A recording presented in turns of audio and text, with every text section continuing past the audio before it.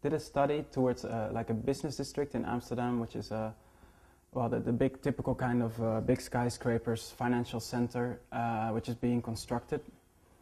And at the same time I was doing this study, I was reading a novel by Paul Auster, which is called City of Glass.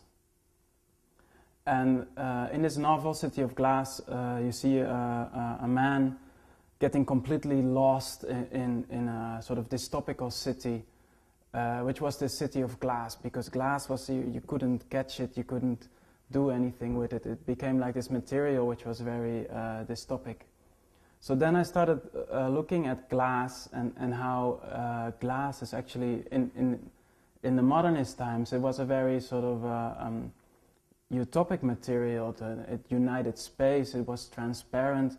So, and the modernist movement in Europe and especially in the Netherlands really took on this kind of idea of transparency and the use of glass in buildings.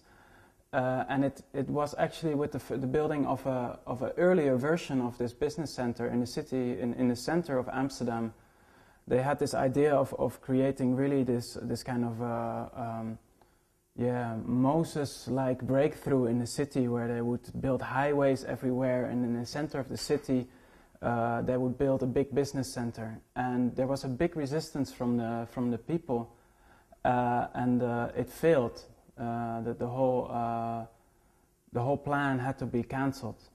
So this earlier plan to really create transparency in the city through creating these highways and a metro grid and having this central business district, it failed due to the resistance of residents and students and squatters.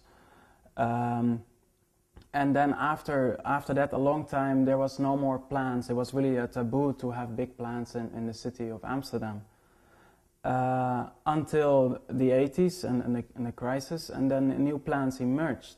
But they had a very different logic. And this was also when I was using this metaphor of the city of glass. What you see now is that glass is used in a very different way, and you have Jameson in his the logic of cultural logic of postmodernism, who's analyzing Bonaventura Hotel in LA, and says like the glass is used like a pair of shades. It doesn't want to be part of the city. It just wants to achieve power over the city by this kind of lack, of transparency, and it wants to become a city in itself.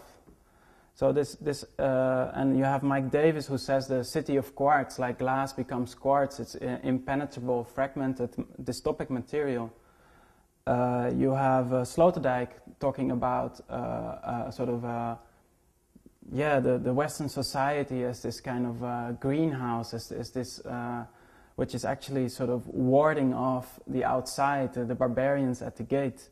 So suddenly glass has become this very different material, and you can see this in the new business district, which is being proposed, is that it's fragmenting space instead of uniting it. It's no longer we want one city which is an integrated whole, but no, we have to create spaces of excellence which are able to connect one space in Amsterdam with a global network of these kind of spaces of excellence.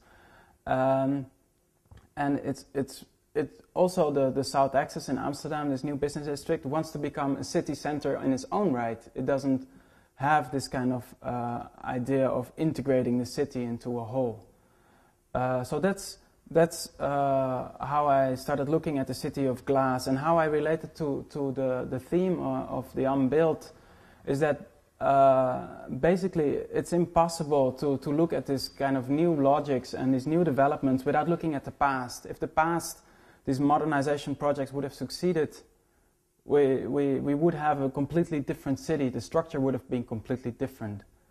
And it's also relating to democracy, because the universalist tendency of modernism was deeply problematic, but protest was very easy because you were questioning the entire idea of urban development. Whereas now, because urban development is so fragmented, protest is completely absent, and there's nothing to protest against.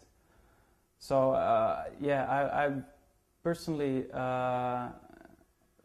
find this. I mean, find this everywhere. That you can see really that the right and the powers that be, they have their dreams. No, they have their ideas. Like we can build these great business parks, or we can create this kind of American world order, Pax Americana. But the left, it doesn't have anything to dream about. No, and I can also see this in Athens. Is that you have the youth protesting against repression, but it's not able to put forward anything more than a sort of reaction against the repression.